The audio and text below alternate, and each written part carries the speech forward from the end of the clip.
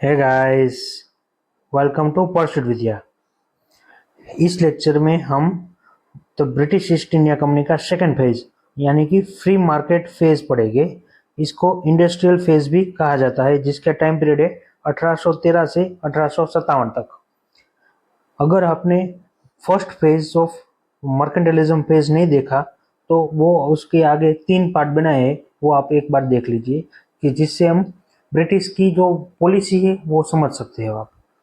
अब इस लेक्चर में हम समझने का प्रयास करेंगे कि ये कौन से कारण थे कि जिसकी वजह से ब्रिटिश ईस्ट इंडिया कंपनी ने फ्री मार्केट फेज शुरू हुआ, और उसी के चलते भारत में जो आर्थिक, सामाजिक एंड सांस्कृतिक बदलाव आए, उसका क्या क्या कारण था वो समझने का प्रयास करेंगे। लेकिन इसमें सबसे पहले देखेंगे जो फर्स्ट फेज में जो यहाँ से wealth of drain of wealth हुआ था भारत से, जो एकाधिकार व्यापार किया था, उसकी वजह से वो ब्रिटेन, भारत से जो धन था वो ब्रिटेन चला गया था। उसी के चलते 19वीं सदी के शुरुआत में ब्रिटेन में फर्स्ट इंडस्ट्रियल रिवॉल्यूशन हुआ।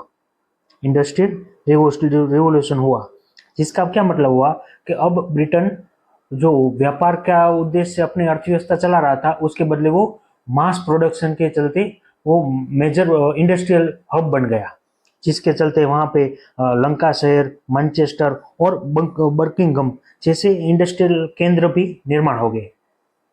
अब उसी समय वहाँ पे एक मिडिल वर्ग यानी कि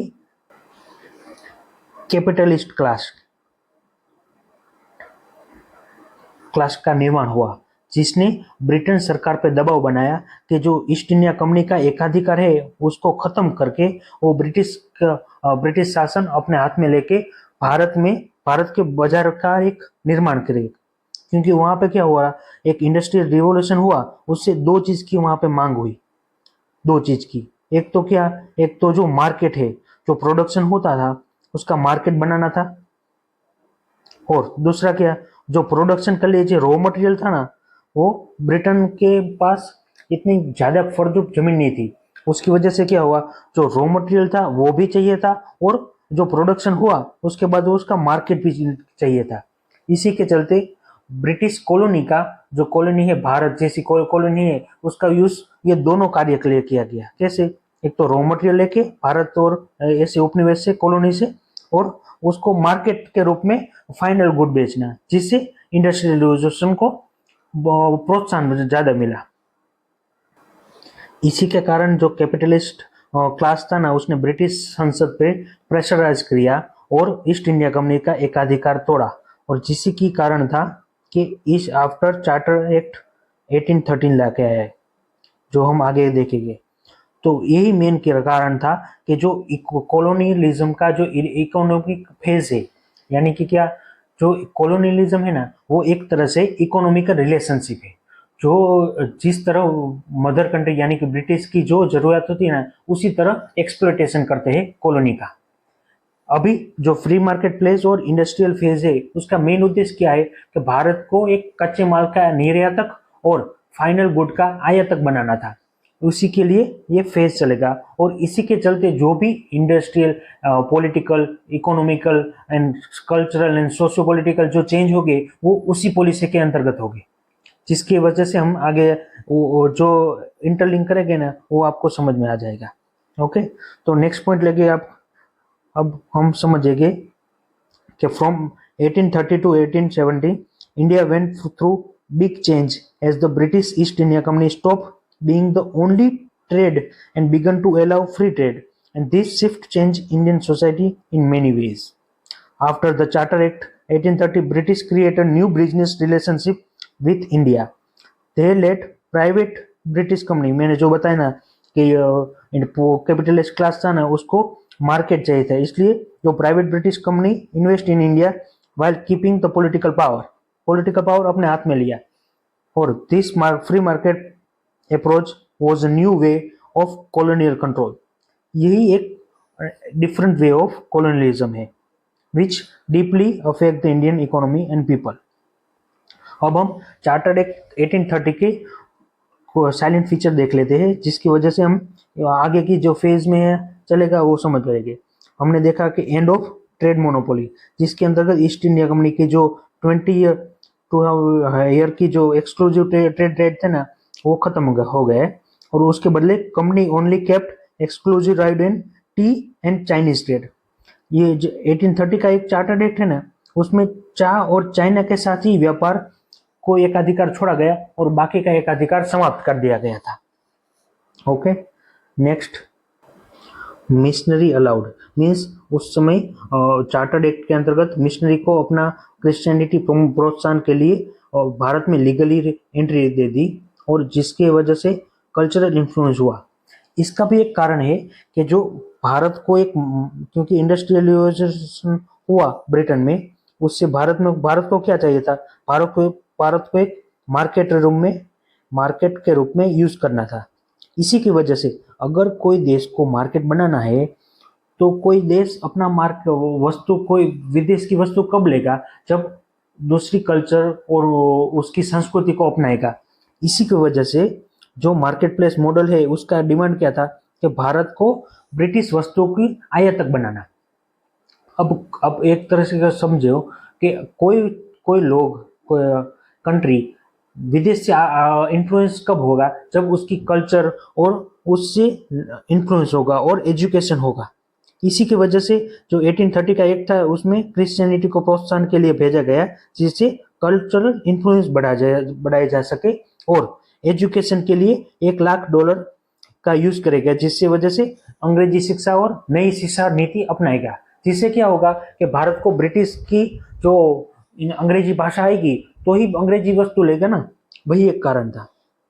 and economic change, it start to free market phase of colonialism.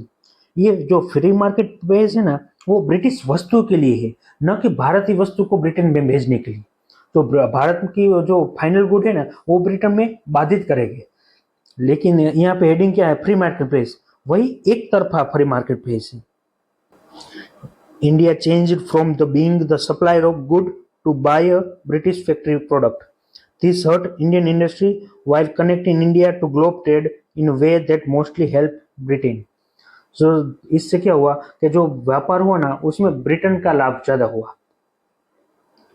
अब हम पढ़ेंगे जो डिफरेंट गवर्नर जनरल के अंतर्गत कौन कौन सी मेजर पॉलिसी अपनाई गई और भारत को अब क्या था कि भारत को मार्केट बनाना था।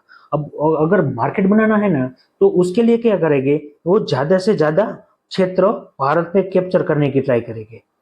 जो जिसके अंतर्गत जो हमने लास्ट लेक्चर में और फर्स्ट और सेकंड एंग्लो मराठा युद्ध देख लिया था, अब इस लेक्चर में क्या देखेंगे, थर्ड एंग्लो मराठा युद्ध, जिससे मराठा क्षेत्र अपना कब्जे में ले लेगा और जो सिंध का क्षेत्र है, सिंध और एंग्लो सिख का युद्ध, वो भी अब कैप्चर करेगा। जो एक गवर्नर जनरल आएंगे एक के बाद एक, वो उसके अंदर आएगा।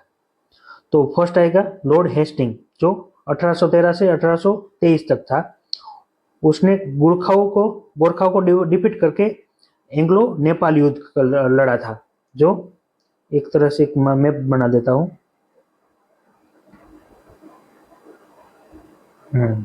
ये हमारा प्यारा भारत, ये नेपाल क्षेत्र है। यहाँ पे एंग्लो नेपाल युद्ध के अंतर्गत जो बॉर्डर है वो अपनी सिक्योर की गई और इसने क्रश द पिंडारीज, क्योंकि उस समय तक यहाँ पे मध्य भारत में, उत्तर भारत में पिंडारी का दबदबा था और उसकी वजह से लॉ एंड ऑर्डर की बाधा हो रही थी। इसी की वजह से, क्योंकि अगर भारत में व्यापार बनाना, मार्केट बनाना है तो जो लॉ एंड ऑर्डर मेंटेन होना चाहिए, जो पिंडारी बाधित कर रहे थे, इसलिए उसने क्या किया, लॉर्ड हेस्टिंग ने पिंडारियों का दमन किया। प्रीलिम में क्वेश्चन भी आता है तो लॉर्ड हेस्टिंग ने, पिंडारी का दमन किसने किया, लॉर्ड हेस्टिंग ने।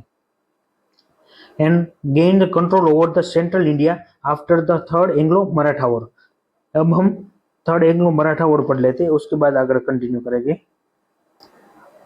We have seen that in second Anglo-Maratha War there was a subsidy alliance applied in Maratha, so that's why there is a regiment is established in Maratha region, and after some time during the 1817 there is a in between the Maratha colony, यानी कि जो पेशवा और होलकर और भोसले जो सब था ना, उसने तीनों ने मिलकर ब्रिटिश रेजिमेंट पर हमला बोल दिया, क्योंकि वो ब्रिटिश दबाव महसूस कर रहे थे। इसी की वजह से थर्ड एंग्लो मराठा वॉर शुरू हुआ। लेकिन अभी तक मराठाओं की शक्ति कमजोर हो गई थी और ब्रिटिश ने अपनी शक्ति को कंसोलिडेट कर दिया था, क्योंकि मैंने बताया था अब भारत में ब्रिटिश की ज्यादा से ज्यादा क्षेत्र एनेक्सेशन करना चाहते थे।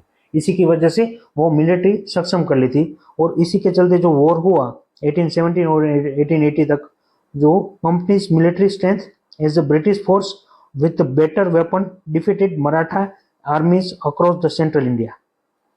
And this conquest, the British victory destroyed the powerful Maratha Confederacy, taking over the state like Pune and forcing other into unequal alliance, and removing the last major power that challenged the community rule. इसकी वजह से क्या हुआ कि जो सिंधिया उत्तर भारत में जो राजपूत थे वो सिंधिया के इन्फ्लुएंस में थे, उसको भी हरा के वो इन्फ्लुएंस डायरेक्टली सेंट्रल इंडिया और वेस्टर्न इंडिया को अपने डायरेक्ट कंट्रोल में ले लिया। द कंसोलिडेशन क्या हुआ? This military victory secured the British control across the central India and giving them access to valuable inland market and farming resource and workers that support British growing empire and industrial development. Okay, next point क्या था? The Lord Hastings introduced the judicial reform and support education initiative, जो आगे हम detail में पढ़ेंगे। और next governor कौन था? लॉर्ड एमहार्ट, जो 1823 से 1828 तक था।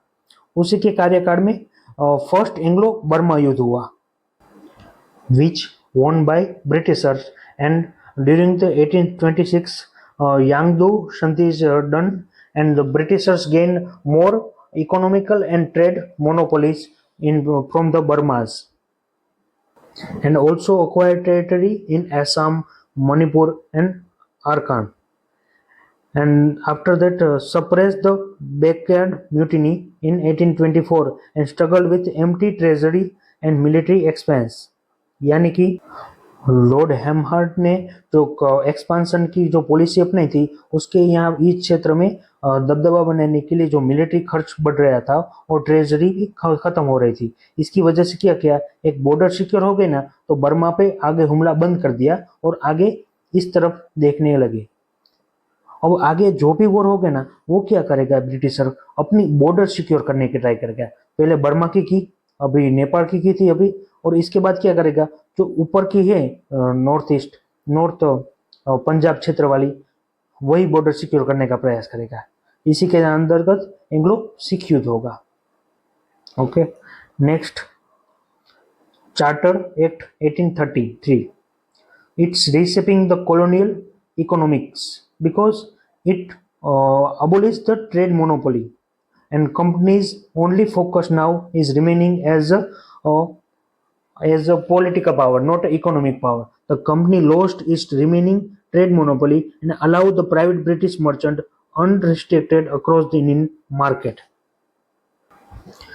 This pivotal legislative marked a profound shift in British approach to Indian governance and commerce, because इसके अंतर्गत क्या हुआ, जो हमने रेगुलेटिंग एक्ट देखा था ना 1773 तक, इसके अंतर्गत क्या हुआ कि सेंट्रलाइजेशन की जो प्रोसेस शुरू हुई वो चार्टर्ड एक्ट 1883 तक 1833 तक वो पीक पे आ गई और create a position of governor general of India.